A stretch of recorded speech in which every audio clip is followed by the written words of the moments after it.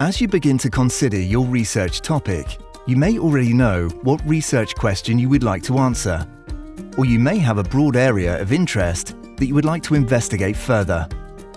In any case, you may be in search of a little inspiration to set you on the way. Longitudinal studies provide a rich source of social science and biomedical data and can be used to answer a whole range of research questions. The Learning Hub provides research case studies, each of which detail a piece of published academic research using longitudinal study data.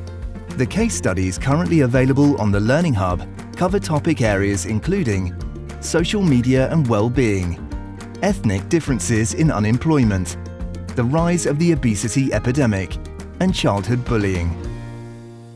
The case studies provide examples of real-world research, outlining the research questions asked, the study and data used, what the key findings of the analysis were, and what implications these might have for policy or further research. The case studies also discuss the advantages of using longitudinal data to explore the topic in question.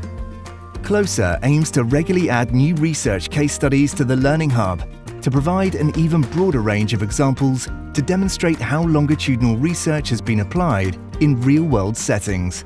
To learn more about using data from longitudinal studies in your research, visit the Closer Learning Hub.